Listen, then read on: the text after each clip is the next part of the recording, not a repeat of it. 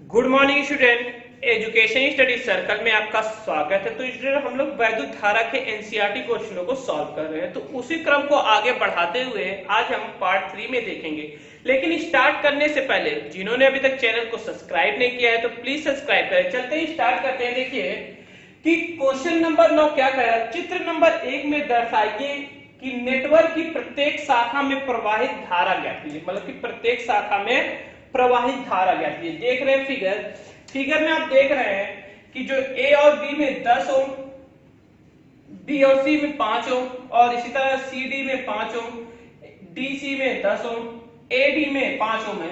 तो ये फिगर बना है दोस्तों। तो सबसे पहले फिगर को हम लोग क्या करते हैं, धारा में कन्वर्ट, क्योंकि हमको क्या ज्ञात करना है, प्रत्येक शाखा में धारा ज्ञात करना है। तो इसकी धारा को हम लोग क्या करते हैं, बांटते हैं। लेकिन कैसे बांटेंगे, यदि आप देखेंगे तो अगर आपने पढ़ा है कौन सा, जैसा कि हम लोग ने किरचॉफ का नियम पढ़ा था, किरचॉफ का नियम पढ़ा था, तो वही किरचॉफ के नियम से ही हमने इसको सॉल्व करना है। तो किरचॉफ के नियम सॉल्व करेंगे। देखिए जैसे कि यहां से आपका ये बैटरी लगा है 10 वोल्ट का, तो यही धारा आरंभ हुआ और यहाँ धारा गया। तो ये देखिए एक संधि ए है, जैसे कि ये संधि, और जैसे ही यहाँ पहुंचा तो दो भागों में विभक्त हुए। तो इसके मान लेते हैं धारा I1 और इसे I2।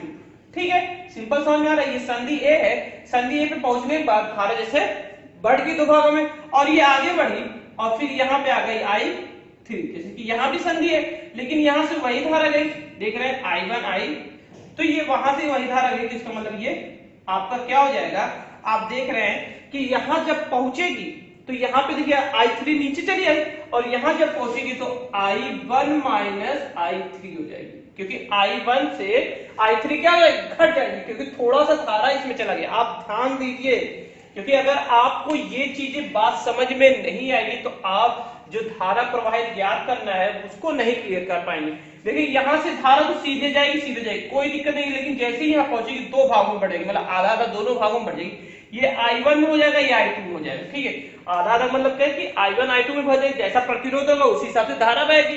ठीक है, तो यहां जब पहुंची I1 तो यहां देखेंगे I3, क्योंकि I2 है ये I3 बढ़ गई, लेकिन यहाँ पे I1 में से I3, क्योंकि ये इतना क्या हो गया, कम हो गया, वही धारा।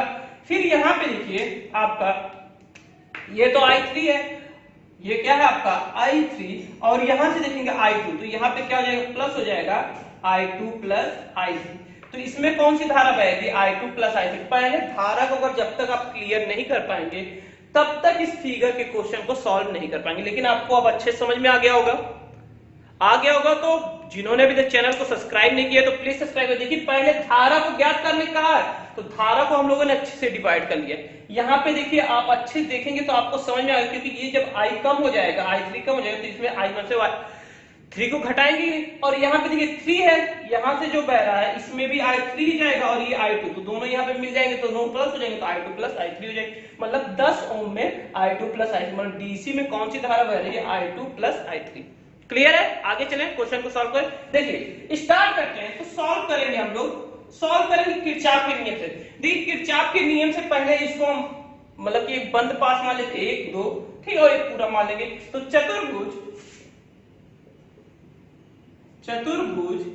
ए बी डी ए से, देखिए ए बी डी ए से देखिए धारा गया 10 ओम। जो धारा की दिशा में बहेगा उसको प्लस लेंगे और जो विपरीत दिशा में जाएगा उसको क्या करते हैं, माइनस लेते हैं। यही रूल है हम लोग का कि जो एक ही दिशा में होता है धारा तो उसको प्लस, और जो विपरीत दिशा में होता है उसको क्या करते हैं, माइनस लेते हैं। तो माइनस और प्लस लेंगे। चलिए देखिए, तो ये हमारा जाएगा 10 I1। देखिए यहाँ पे थोड़ा सा I1, क्योंकि इसमें लिखा है दर्शाइए नेटवर्क की प्रत्येक शाखा में प्रवाहित धारा। तो प्रत्येक में मतलब इसमें कितनी धारा बह रही, इसमें कितनी धारा बह रही, इसमें कितनी धारा, उनका मान ज्ञात करने के लिए कहा। तो 10 I1, फिर यहाँ पे जाएंगे देखेंगे तो आपका देख रहे हैं ये ऐसे गया फिर ऐसे, तो मतलब प्लस हो जाएगा। ये तो ऐसे गए नहीं, अब ऐसे गए तो भी प्लस हो जाएगा, क्योंकि एक ही सिंबल में है। तो प्लस कितना है 5I3, और ये जब ऐसे जाएगा तो ये क्या है, इसके विपरीत है, तो माइनस कितना है 5I2 बराबर 0, क्योंकि कोई विभवांतर तो लगा नहीं है, इसलिए यहाँ पे क्या हो जाएगा 0। क्लियर है। अब देखिए इसमें 5 5 कॉमन, तो 5 हम लोग डिवाइड कर दे तो क्या बचेगा, 10 I1 प्लस 5 से अगर हम डिवाइड करेंगे तो कितना हो जाएगा 2I1 i3 को स्थान में पहले i2 रख दे रहे हैं तो माइनस ले लेंगे, माइनस i2 प्लस i3 बराबर 0, समीकरण नंबर 1। कोई दिक्कत है? इतना आपको क्लियर है? बात समझ में आया? एकदम सिंपल तरीके से चल रहे हैं। अब इसी तरह देखेंगे BCDB से, तो लेंगे चतुर्भुज BCDB से, तो देखिए इसमें कितना है 5i1 माइनस i3, और ये देखेंगे ऐसे जा रहा तो ये भी विपरीत हो गया, माइनस कितना हो जाएगा 10i2 प्लस i3, ठीक है। और यहाँ पे जाएंगे ये भी विपरीत है, माइनस 5i3 बराबर 0। कोई दिक्कत नहीं, बहुत ही सिंपल तरीके से हम लोग i का मान ज्ञात करेंगे। थोड़ा सा ये ध्यान में रखना पड़ेगा i3 i2 i3, क्योंकि अगर इसमें थोड़ा सा मिस्टेक हुआ तो सवाल गलत हो जाएंगे। तो ये थोड़ा सा गुणा भाग करने में i1 हो जाएगा माइनस 5i3, ये थोड़ा ध्यान है, माइनस के अंदर गुणा होगा प्लस सबको क्या कर देगा, माइनस कर देगा i2 और माइनस 10i3 और 5i3। अब ऐड कर दीजिए, देखिए 10 5 15 15 5 20, ठीक है। तो 5i1 माइनस 10i2 और माइनस 20i3 बराबर 0। अगर हम 5 से भाग करें तो कितना हो जाएगा, i1 2i2 माइनस 4i3 बराबर 0, समीकरण नंबर 2 मान। क्लियर? यहां तक आपको कोई परेशानी नहीं है होगी, एकदम क्लियर है, बहुत ही सिंपल तरीके से हम लोग सॉल्व कर रहे हैं। अब देखिए ए बी सी मान लेते हैं, ये हमारा ई एफ हो गया, ई एक्स पूरा मान लेते हैं पूरा, तो क्या लेंगे चतुर्भुज A B C E F से, ठीक है, ई एफ से लेते हैं तो क्या आएगा, देखिए 10i1 अब इसमें देखिए विभव है तो बराबर विभव के बराबर लिखेंगे। किरचॉफ के नियम अगर आप पढ़ रहे हैं, किरचॉफ के नियम से, चतुर्भुज से किरचॉफ के नियम से, यहां पे लिख दी किरचॉफ के नियम, चतुर्भुज एबीसी में किरचॉफ के नियम से, ठीक, किरचॉफ के नियम से, यहां पे दी किरचॉफ के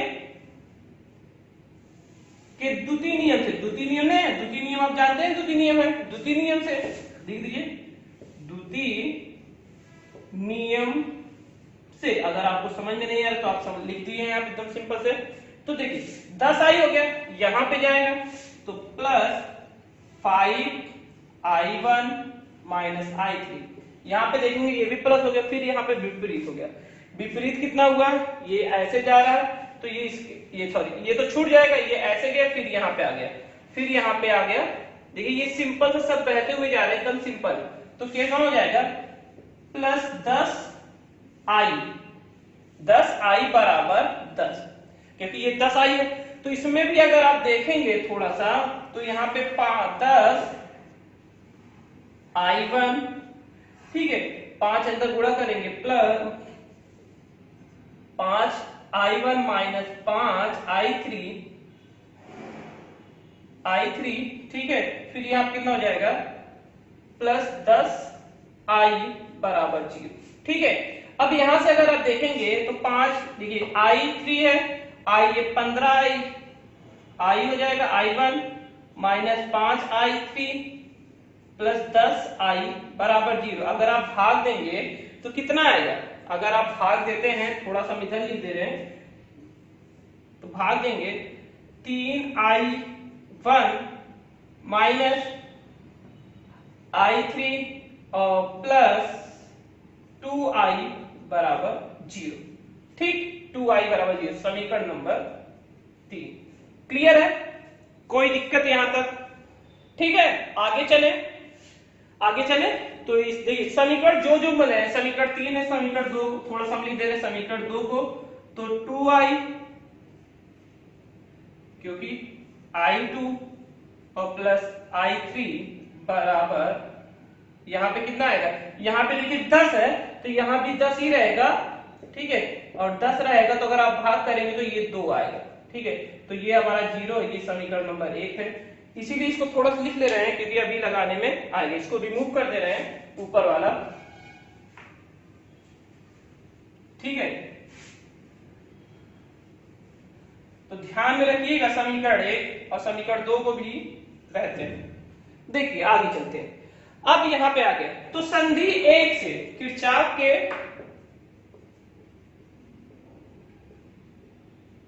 प्रथम नियम से संधि ए पर धारा I बराबर क्या हो जाएगा, I बराबर हो जाएगा I1 प्लस I2 हो जाएगा। समीकरण नंबर 4, समीकरण नंबर 4 I1 बराबर संधि 1 से क्या हो जाएगा, I बराबर, तो समीकरण 4 का मान समीकरण किसमें रखने पे, 3 में रखने पर, पहले यहां पे देखिए I दिया है, ये हमारा समीकरण अगर 3 देखे तो ये I, समीकरण 3 में रखने पर ध्यान दीजिए। देखिए बहुत ही बेसिक है क्वेश्चन, बहुत ही सिंपल है कि थोड़ा सा इसमें आपको क्या करेगा, कंफ्यूज करेगा यही मान रखने में। तो आप आसानी से करोगे तो एकदम सिंपल है, क्योंकि आप देख रहे हैं फिगर देख के आप आसानी से सॉल्व कर सकते हैं। कुछ नहीं है, फिगर में मान दिया ही है, तो रखने पर देखिए I का मान कितना है, I1 प्लस I2, तो यहाँ पे हमारा समीकरण 3 कितना है, 3I1, ठीक है, प्लस I3 और प्लस 2I का स्थान पे क्या लिख देंगे, I1 प्लस I2 बराबर 2 है, तो 2 रख देंगे। अब 3I1 प्लस I3 नहीं माइनस है, तो यहाँ माइनस करिए क्योंकि प्लस माइनस का भी ध्यान रखना है, I3 है। अब अंदर गुणा करेंगे, प्लस 2I1 प्लस 2I2 बराबर 2। तो यहाँ पे देखिए ये 2 2 4 हो जाएगा, 4I I1 हो जाएगा, ठीक है, 2 2 2 और 3 सॉरी 5 हो जाएगा, 5I1 और प्लस 2I2 माइनस I3 बराबर 2, समीकरण नंबर हो गया आपका ये 5। क्लियर है यहां तक, कोई दिक्कत, ठीक है। समीकरण देखिए, अब समीकरण 5 और 1 को हल करने पर हल करेंगे तो देखेंगे ये 5I1 है और ये आपका कितना है 5, 2I2 है और ये माइनस I3 है। अगर इन दोनों को हल करते हैं, अगर जोड़ते हैं समीकरण 1 समीकरण 2 को हल करने मतलब जोड़ने पर, यहाँ पे कुछ लिख दीजिए, जोड़ने पर अगर आपको समझ नहीं तो 5 2 7I1 आ जाएगा, माइनस 2 है और ये तो प्लस I2 हो जाएगा और ये माइनस प्लस कैंसिल बराबर 2 आएगा। क्लियर है, समीकरण नंबर 6, अगर ऐसे लिख दे रहे तो 6 आपको ऐसे समझ जाए, ठीक है। अब देखिए 2 और ये देखिए, तो इसमें 4I3 है और इसमें अगर हम समीकरण 1 में 4 से गुणा करके, समीकरण 1 में 4 से गुणा करके समीकरण 2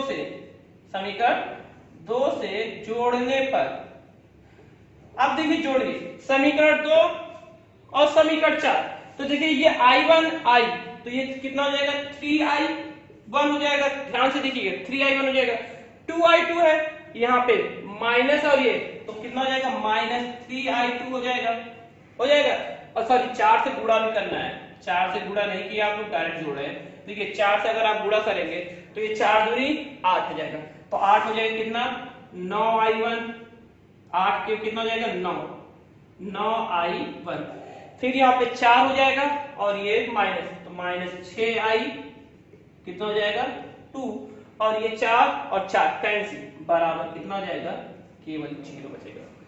सिंपल है, सॉल्व हो गया समीकरण नंबर 7। अगर आपको वीडियो पसंद आ रहा हो तो जिन्होंने अभी तक चैनल को सब्सक्राइब नहीं किया तो प्लीज सब्सक्राइब। देखिए यहां तक क्लियर हो गया, आगे चले, बहुत ही सिंपल है। अब आगे अगर आप चल रहे हैं तो आप नीचे वाला रिमूव करें, हम लोग रिमूव करें थोड़ा सा, ये देख रहे हैं, सब दिखाई दे रहा है, थोड़ा सा ये रिमूव कर दे रहे हैं। एक साइड हम लोग लिख दे रहे हैं तीनों को। अब यहां तक जो मान आया है, एक थोड़ा सा मान यहाँ पे तीसरे वाले का और लिख दे रहे दूसरा, क्योंकि अभी काम लग सकता है। अगर काम लग जाएगा तो I1 minus 2I2 minus 4I3 बराबर 0। ये आपका समीकरण नंबर 2 था। ठीक है, तो ये है हमारा। अब देखिए यहां तक तो हो गया, अब हो गया है। अब समीकरण 6 से, अगर यहां से हम चले समीकरण नंबर 6 से, ध्यान में दीजिएगा समीकरण 6 से, देखिए ये है समीकरण 6। समीकरण 6 नहीं 7 से चलते हैं, क्योंकि 7 वाला थोड़ा सिंपल है। 7 से चले तो देखिए 9I1 माइनस 6I2 बराबर 0। पक्षांतर कर दे तो 9I1 बराबर 6I2। ठीक है, तो अगर हम करें तो I1 बराबर आएगा 6/9I2। तो अगर काटेंगे तो कितना आएगा, I1 बराबर 3 दूनी 6 और 3 त्रिका 9 I2। तो समीकरण 1 का मान, I का मान कितना आया, I का मान आया। तो I का मान आप किस में रखना चाहते हैं, समीकरण 6 में। तो समीकरण 6 में रख दें, इतना आपको समझ में आया। तो ऊपर वाला थोड़ा सा रिमूव करें हम लोग, मिटा दे ऊपर वाला, क्योंकि जब तक मिटाएंगे नहीं तब तक ये रहेगा। थोड़ा सा हमको लिखना पड़ेगा। 6 2 वाला मिटा दे रहे मान लेते हैं। अब यहीं पे देखिए थोड़ा देखेंगे तो ऊपर वाला रिमूव करते हैं। समीकरण किसमें, समीकरण 6 में I1 का मान रखने पर, तो I1 का मान रख लिए तो 7 कितना आया है, गुणे 2/3, 2/3 I2 प्लस I2 बराबर 2। तो अगर आप करेंगे 7 दूनी 14/3, सॉल्व करेंगे 14/3 I2 प्लस I2 बराबर 0। तो अगर एलसीएम लें, यहाँ पे 2 है, यहाँ पे ध्यान रखिए 2। तो अगर एलसीएम लेंगे तो कितना आएगा, एलसीएम लेंगे तो हो जाएगा 14I2 प्लस 3I2 बराबर 3, यही है, बराबर तो कितना हो जाएगा 17I2/3 तो अगर हम काट दें तो बराबर आएगा, I2 बराबर आ जाएगा 3 दूनी 6 और बटे 17। तो I2 बराबर आया 17/2। ये सिंपल सा मान आ गया। क्लियर है, I2 का मान निकल गया। I2 का मान, पहला I2 का मान हम लोग निकाल लिया। I2 बराबर कितना आ गया, 6/17। ठीक है, 6/17। अब किसका निकालें, I1 का मान निकाल लें, फिर उसके बाद I3 का मान निकालना रहेगा। तो इसी में से किसी में से धर के निकाल लेंगे आसानी से I3। ठीक है, इसको क्या कर रिमूव कर दे सर, अब इसकी जरूरत नहीं है, हो सकता है अब जरूरत नहीं पड़ेगी। तो चलिए कर दे। ठीक, अब देखिए यहां से आगे चल रहे हैं, अगर जरूरत पड़ेगा देखा जाएगा, क्योंकि कोई ना कोई पॉइंट छूट सकती है। आप लोग ध्यान दीजिएगा, बहुत ही अच्छा क्वेश्चन है, प्यारा। देखिए I1 का मान भी निकल गया। अब I1 का मान यहां से निकल लेते हैं, तो इसको मान लेते हैं समीकरण नंबर 8। ठीक है, समीकरण 8 से, ठीक है, समीकरण 8 से I1 बराबर निकाल लें 2/3 इंटू 16/6/17। ठीक है, क्योंकि दिया क्या है, आप मान रख दीजिए। देखिए 2I2, तो मान रखेंगे 2/3, I2 का मान कितना निकालेंगे, 6/17। तो 2 तिहाई 6, तो कितना, सॉरी 2 हो जाएगा तो 4/17। I1 का मान निकल गया। I1 I2 का मान हम लोगों ने निकाल लिया है, आसानी से निकाल लिया है। अब किसका निकालना है, I3 का मान। तो I3 का मान आप देखिए, ये देख रहे हैं I1 I2 I3, तो किसमें से आप निकालना चाहते हैं, समीकरण नंबर 2 1 से ले लें, किससे लें, समीकरण 1 से ले लीजिए, समीकरण 1 से। तो यहाँ पे देखेंगे 2I1 minus I2 plus I3 बराबर 0 है, तो उधर जाएगा I3 बराबर हो जाएगा I2 माइनस 2I1। तो I2 का मान कितना है, 6/17 माइनस 2 गुणे I1 का मान कितना है 4/17, तो 8 हो जाएगा, 17 का 17 रहेगा और 6 2 चौका 8, ठीक है, -2/17, तो I3 का मान भी आ गया।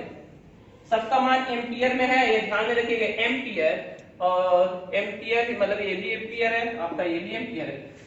I1 में कितना बह रहा है, मतलब AB में धारा कितना बह रहा है, देखिए सबका मान निकाले। अब हमको किसका निकालना है, इसमें I1 माइनस I3 निकाल दीजिए, ये भी I1 माइनस I3 बराबर, तो I1 का मान कितना निकला हमारा, I1 का मान निकला 4/17, I3 का मान -2/17, तो 2 ये क्या हो जाएगा, प्लस हो जाएगा, तो 17 और बटे 4 2 6 हो जाएगा, तो I1 माइनस I3 बराबर कितना हो गया 6/17 एम्पियर। I2 प्लस I3 ले लेते हैं, यहां से ले लें I2 प्लस, यहां पे देखिए, अब यहां पे देखिए क्या I2 प्लस I3 का मान, I2 प्लस I3 का मान, I2 प्लस I3 का मान कितना होगा, तो I2 का मान कितना है हमारा 6/17, I3 का मान -2/17, तो माइनस हो जाएगा 6/17 -2/17, एलसीएम लोगे तो 4/17, तो I2 प्लस I3 का भी मान निकल गया। अब किसी का मान निकालना है तो बताइए, अब तो लगभग सबका निकल गया है।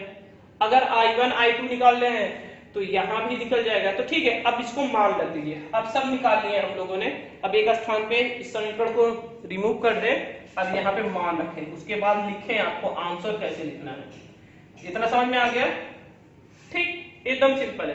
तो I1 बराबर कितना आया है आपका, I1 बराबर आया 4/17, यही आया एम्पियर।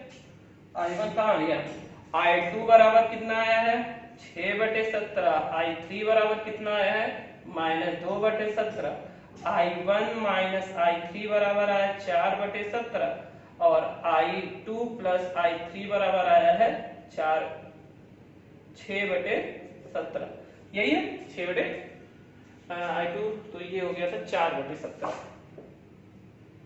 और यहाँ पे कितना आया था 6/17 आया था, क्या देखिए कहाँ है आंसर, माइनस माइनस माइनस वाला, ये 6/17, ठीक हो गया। अब चलिए इसको सारे रिमूव कर दे। देखो थोड़ा सा लिखना है हम लोग को, क्या लिखना है, ताकि कि नेटवर्क में बहने वाली धारा, इसको अच्छे से लिख लीजिए, जाना आंसर भी देखने में लगे, ठीक है। ये तो आंसर आप ऐसे लिख लेंगे, तो नेटवर्क ए बी में बहने वाली धारा कितना है, तो I1 है 4/17 है, ठीक है, एम्पियर, ठीक है। उसी तरह BC और किस में बह रही है, और फिर इसी में लिखिए AD में मतलब I2 है, तो AD में कितना बह रहा है 6/17। इसी प्रकार AD और किस में बह रहा है 6/17, I2, I1 I3, AD और BC में बहने वाली धारा कितना है 6/17 एम्पियर बह रहा है। अब इसका क्या लिखेंगे, BD में बहने वाली धारा कितना है -2/17 है, 17 एम्पियर। अब इसमें बह रहा है हमारा, अगर निकालें तो एक और है AB है, और हमारा ये इसमें हो गया, तो CD में कितना बह रहा है, CD में भी CD में बहने वाली धारा कितना है 6/17 एम्पियर।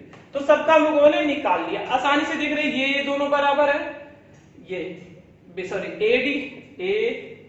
AD और यहाँ पे BC हम लोगों ने लिखा है BC, तो BC में कितना बनेगा, B और C मान 6/17 है, और इसमें कितना है हमारा, ये 4/17 है ना, 4/17 है, 4/17, ठीक है। तो 4/17 सब एम्पियर धारा बह रही है। देखिए बहुत ही सिंपल तरीके से हमने निकाला, आपको देख रहे एक पॉइंट क्लियर हो गया होगा। कहीं पर भी कोई प्रॉब्लम है तो कमेंट करके बताइए कि हमको यहाँ नहीं समझ, लेकिन हमने सारा पॉइंट आपको बता दिया। अगर अब पूछ रहा है I बराबर, तो I बराबर कितना था, तो I1 प्लस I2 निकाल लीजिए, मतलब I धारा मान I कितना था, I1 का मान कितना है हमारा 4/17 है, और I2 का मान कितना 6/17 है। आपने देखा तो 17 और यहाँ पे 10 हो जाएगा एम्पियर। सिंपल सा आप निकाल सकते हैं कि नहीं। पॉइंट ए पर, बिंदु ए पर धारा कितना धारा प्रवाहित हुआ था, तो इतना धारा प्रवाहित हुआ, तो आसानी से आप निकाल सकते हैं। ऐसा कहीं पर भी आपको प्रॉब्लम नहीं आया होगा इसमें सॉल्व करने पे। समझ में आ रहा अगर वीडियो, तो जिन्होंने अभी तक चैनल को सब्सक्राइब नहीं किया है तो प्लीज सब्सक्राइब करें और लाइक का बटन जरूर प्रेस करिए। ठीक है, बहुत ही प्यारा क्वेश्चन था, आपने देखा बहुत ही अच्छे तरीके से आप लोगों ने इसको सॉल्व किया। नेक्स्ट क्वेश्चन की बात करें, चलते हैं नेक्स्ट क्वेश्चन को देखते हैं। देखिए नेक्स्ट क्वेश्चन थोड़ा बहुत बड़ा है, इसको 3 खंड में बांटा गया है। ठीक है, देखिए क्या है 10वां क्वेश्चन। पहला क्या कह रहा है कि ए किसी मीटर सेतु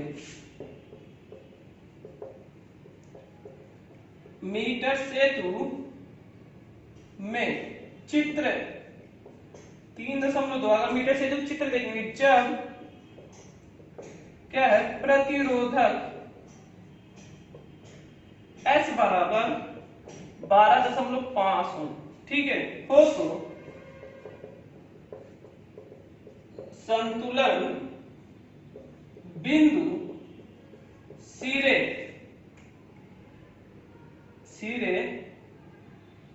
ए से 39.5 सेंटीमीटर की लंबाई प्राप्त होता है। R का प्रतिरोधक ज्ञात कीजिए। R का प्रतिरोधक ज्ञात कीजिए, दिया है R का प्रतिरोधक ज्ञात कीजिए व्हीटस्टोन सेतु या मीटर सेतु में प्रतिरोधक के संयोजन के लिए कॉपर की पत्तियां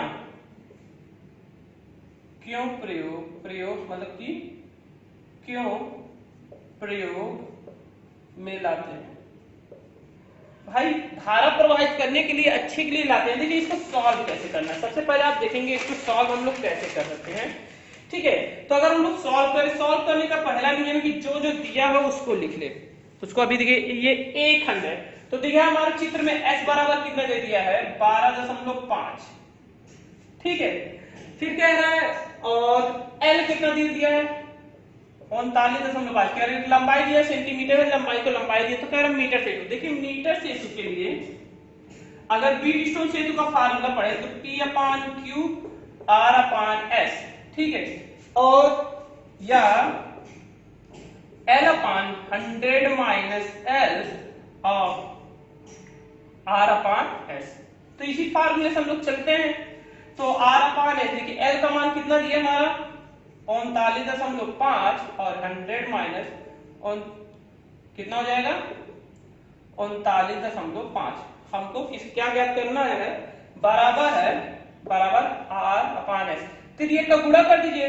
तो त्रिज्या गुणा करना किसको ज्ञात करने के लिए कहा गया है, तो कह रहा कि S का मान दिया तो R बराबर हो जाएगा आपका 39 - 5 और घटाएंगे तो कितना आएगा 60.5। 60.5 गुणे S का मान कितना है, S का मान आप देख रहे हैं, S का मान कितना दिया है 12.5।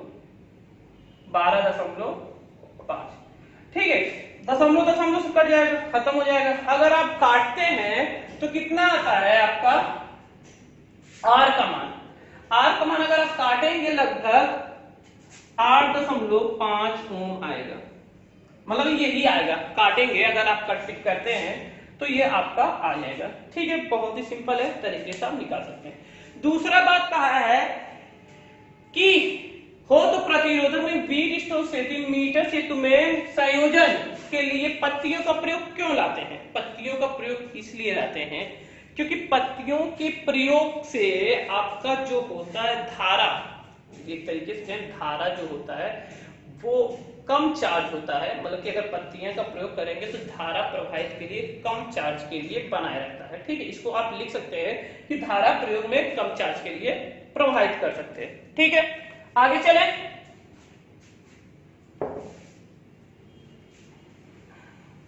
नेक्स्ट देखिए, बी वाला क्या कहा है, बहुत ही सिंपल क्वेश्चन है। बी वाले में भी देखिए क्या निकालने के लिए कहा है, थोड़ा क्वेश्चन बड़े बड़े हैं। और अगर आप पढ़ रहे हैं कि अगर मीटर सेतु के बारे में अगर आप पढ़े तो ये सारे जो क्वेश्चन क्यों प्रयोग में लाए ये आप आसानी से बना के खुद से लिख सकते हैं। ठीक है, तो अब देखिए क्या है बी वाले में, पहला आर और एस को अंत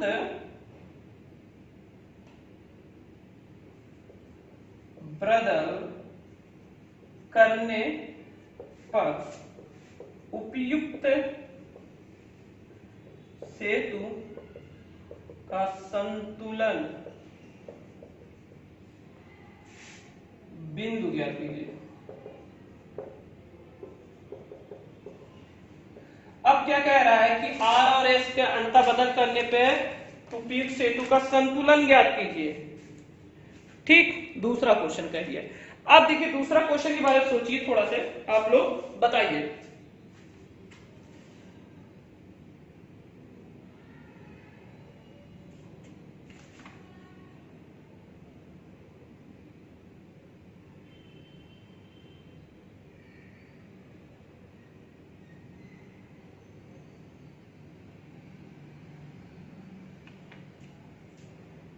तो देख रहे हैं, कुछ समझ में आ रहा है कि क्या ज्ञात करना है आपको? पत्तियों को कम रखने के लिए तो हमने बताया कि न्यूनतम धारा रखने के लिए, तो इसको क्या समझ में आ रहा है कि कह रहे हैं आर एस को अंतर बदल करने पे, तो ये लंबाई के बारे में पूछ रहा है। क्या पूछ रहा है? लंबाई क्या कीजिए। यदि सॉल्व करेंगे हम लोग आर और एस को बदलने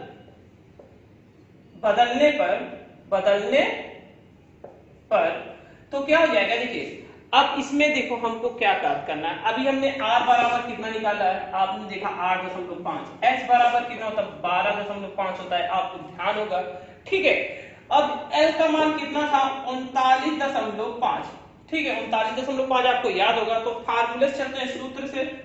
सूत्र क्या है? l अपान 100 माइनस l। तो हमको लंबाई ज्ञात करने के लिए कहा r अपान s।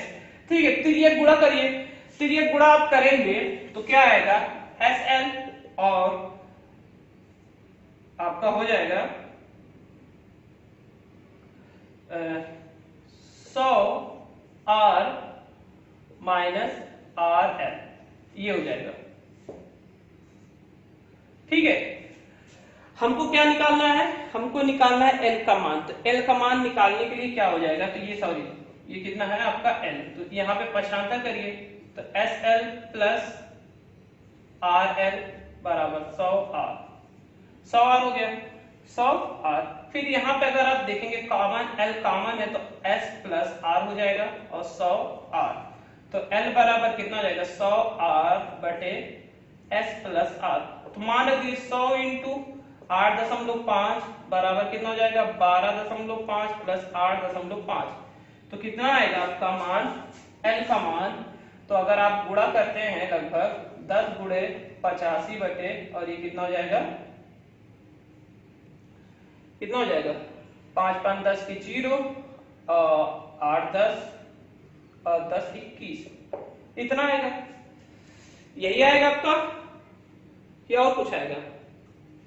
तो भाग दे दीजिए 21 से, 5 5 10 और 20 से 21, तो 21 भागे कितना हो जाएगा 8500। तो कितनी बार आप लेकर जाएंगे इसको? सही है सब, कोई दिक्कत तो नहीं है? हाँ एकदम, क्योंकि आर एस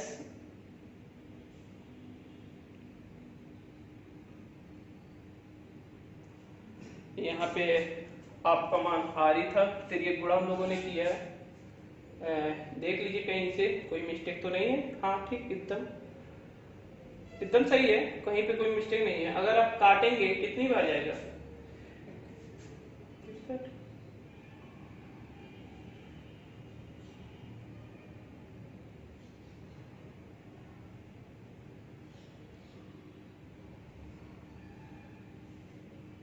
सॉरी, आर और एस को बदलने, तो आर और एस को बदल देने पे यहाँ हो जाएगा 12.5। ये थोड़ा सा हम लोग ध्यान नहीं देते, तो ये आपका एस हो जाएगा और ये आर हो जाएगा। ठीक है, बात वही है नीचे वाला। तो अगर आप करेंगे लगभग 12 125 100 कितना आ जाएगा? 125 अगर हम लोग किससे भाग दें 21 से, तो 21 से भाग करें कितना आएगा? 6 बार जाएगा। तो 6 का नम 6, 6 दूनी 12, 6 का नम 6 और 6 दूनी 12, यही आएगा 1225 हो जाएगा। 12.5 12.5 था कि 13.5 था? अब देखिए थोड़ा सा, नहीं तो मिस्टेक हो जाएगा आपका। इतना था, यहाँ पे देखेंगे चित्र में 3.2 फिर 39.5 था, 12.5 था। तो लगभग कितना आएगा आपका? लगभग आपका आएगा, अगर आप भाग करेंगे 21 से, और ये 12 8 21 ही आएगा, लगभग इतना ही आएगा। 12 और 12.5 है 8.5, तो 21 आएगा 20। तो अगर हम काटें तो आपका लगभग आएगा 60.38, या तो लिख सकते हैं 60.4 ओम आएगा, या उससे कुछ कम हो सकता है कि लगभग 59 भी हो सकता है। 59 दशमलव कुछ आएगा, लगभग 60 के बराबर लिख सकते हैं। ठीक है, इतना आएगा, आप देख सकते हैं थोड़ा सा इसमें। ठीक, आगे चलते हैं हम लोग। सी वाले में क्या कहता है, इसको आप भाग कर लीजिएगा थोड़ा से। और लगभग हमारा जो आपके बुक में अगर देखें तो यही दिया है। ठीक है, अगर आप भाग कर सकते हैं। फिर सी में क्या दिया है? सी में कह रहा है कि यदि सेतु के संतुलन की अवस्था, देखिए जो बी वाला आंसर दिया, अगर आपको बी में कंफ्यूजन है कि 60.34, इसलिए 38 इसलिए ले रहे हैं क्योंकि आपकी बुक में आंसर दिया। अगर हम जो काटे पीछे थोड़ा सा हम लोग कुछ अलग आंसर आ रहा है, लेकिन उसमें जो लिया है इसी तरह लिया, तो आप भी डायरेक्ट लिख सकते हैं, नहीं तो आप काट के देखेंगे जो एक्चुअली आंसर आएगा वो लिख सकते हैं। ठीक है, ऐसा नहीं है कि हमारा काटने का मन नहीं। ठीक है, आर एस दिए क्या दिया? यदि सेतु के संतुलन की अवस्था में गैल्वेनोमीटर और सेल का अंतर बदल कर दिया जाए, तब क्या गैल्वेनोमीटर में कोई धारा प्रवाहित होगी? गैल्वेनोमीटर कोई धारा दर्शाएगा। तो देखिए जैसा कि आप जान रहे हैं, अगर हम हल की बात करें तो गैल्वेनोमीटर में कोई भी धारा, ऐसा करने पर कोई भी धारा के मान में परिवर्तन नहीं होगा, क्योंकि आप जानते ही हैं, अगर आपने पढ़ है अच्छे से तो आपको समझ में आ रहा होगी कोई भी परिवर्तन नहीं होता गैल्वेनोमीटर लगने से, तो इसके लिए इसका मान में कोई भी परिवर्तन नहीं होगा। सिंपल सा है। सी आप देख रहे हैं बहुत ही अच्छे से सॉल्व हो गए। अभी थोड़ा बड़ा था इसलिए क्वेश्चन लिखने में। अब देखिए नेक्स्ट क्वेश्चन क्या कह रहा है, ये भी थोड़ा क्वेश्चन बड़ा लिखा जाएगा। 11वां क्वेश्चन क्या कह रहा है? कह रहे 8 वोल्ट विद्युत वाहक। देखिए हमारा जो दूसरे को देखिए, अगर आपको बी क्वेश्चन में कंफ्यूजन है तो आप इतने समझदार हैं, आप काट लीजिए, क्योंकि हमने देखा कि जो आपके बुक में आंसर दिया था वो इसलिए हम बुक का आंसर रखे हैं, और कोई कारण नहीं। आप काट करके 5 लाइन कुछ लिख सकते हैं। ठीक है, चलते हैं हम आगे। परेशान ना होइएगा कि बहुत लोग। देखिए 8 वोल्ट विद्युत वाहक बल्कि एक संचायक बैटरी जिसका आंतरिक प्रतिरोध, जिसका आंतरिक प्रतिरोध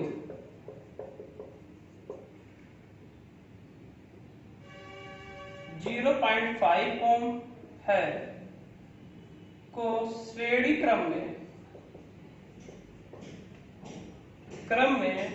15.5 ओम के प्रतिरोध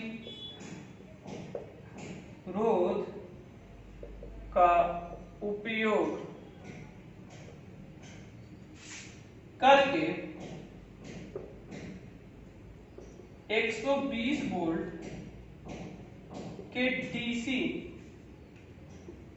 स्रोत द्वारा चार्ज किया जाता है।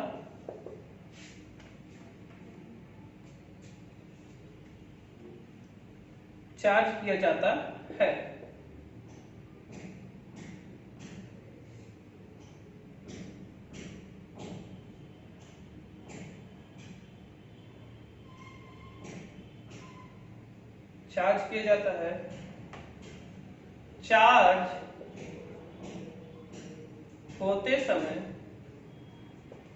चार्ज होते समय बैटरी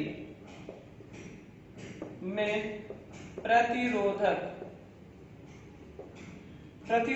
को श्रेणी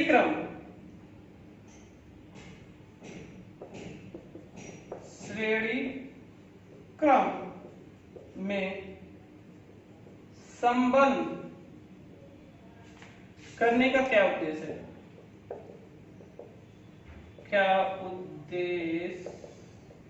है। ठीक है, यही है, आप इसी को सॉल्व करना है। तो सॉल्व करने हम लोग सबसे पहले सॉल्व करने का क्या नियम, जो दिया है उसको लिख लें। तो विद्युत वाहक बल E बराबर कितना दे दिया है, 8 वोल्ट। कह रहे हैं विद्युत वाहक संचायक बैटरी में जिसका आंतरिक प्रतिरोध R दे दिया है 0.5 ओम, श्रेणी क्रम में R बराबर दे दिया है 15.8 का उपयोग किया जा रहा है। फिर चार्ज कर रहे हैं, तो चार्ज कर रहे हैं EDC लिख ले रहे हैं, EX ले रहे हैं एक्स्ट्रा, ठीक है। तो कितना है, 120 वोल्ट है, चार्ज किया जाता है। तो कह रहे हैं प्रतिरोधक श्रेणी क्रम में, तो करने का उद्देश्य क्या है, मतलब विभवांतर प्रतिरोधक श्रेणी क्रम में संबंध करने का क्या उद्देश्य है, कह रहे हैं। और क्या कर रहे हैं, स्रोत चार्ज किया जाता है, ठीक है। तो चार्ज के समय प्रतिरोधक को श्रेणी क्रम में, तो सबसे पहले हम क्या निकालें, आपको निकालना है कि इसमें पूछ रहा है कि जैसे कि जो हमारा कहें एक बात करें तो आपको कि विभवांतर हमारा कितना होगा, ठीक है। और दूसरी बात पहले निकाल दे कि धारा का मान निकाले। तो पहले तो विभवांतर के बारे में बात करें तो V बराबर होता है E प्लस I, ठीक है, ये होता है। तो I का मान निकालेंगे, I बराबर होता है EX माइनस E और EX minus E R plus R। तो R प्लस R 120 माइनस कितना हो जाएगा हमारा 8, और हमारा कितना दिया है 15.5 प्लस 0.5, तो कितना हो जाएगा 112 प्लस 16। तो I का मान 7 एम्पियर आ जाएगा। तो यहां मान रखेंगे, तो ये कितना हमारा E हमारा, अगर हम देखें कि विभवांतर जो है EX हमारा कितना दे दिया है, अगर आप 8 वोल्ट रखें तो यहाँ पे 8 हो जाएगा, प्लस I का मान कितना दिया 7 गुणे और 15.5, तो 7 बचे 35, 7 बचे 35। देखिए यहाँ सॉरी IR स्मॉल आ जाएगा 0.5, 7 बचे 35, तो 3.5, तो कितना हो जाएगा 11.5 विभवांतर का मान वोल्ट में आ जाएगा। सिंपल है। क्वेश्चन में कह रहे हैं अगर श्रेणी क्रम में संबंध जोड़ा जाए तो धारा के मान को न्यूनतम रखा जाएगा। इससे क्या हो जाएगा, वैद्युत धारा के मान को न्यूनतम रखा जाएगा, इसके लिए इसको जोड़ा गया दोस्तों। तो ये बहुत ही सिंपल है। अगर आपको वीडियो पसंद आया दोस्तों, जिन्होंने अभी तक चैनल को सब्सक्राइब नहीं किया तो प्लीज सब्सक्राइब करें, और नेक्स्ट वीडियो में नए एग्जाम के साथ प्रस्तुत, मतलब न्यूनतम धारा बनाए रखने के लिए हम लोग क्या करते हैं, चार्ज की है, मतलब कि पत्ती की चार्ज अगर आप लिखना चाहें तो चार्ज लिख सकते हैं, चार्ज को कम करने के लिए प्रतिरोधक श्रेणी क्रम में जोड़ा जाता है।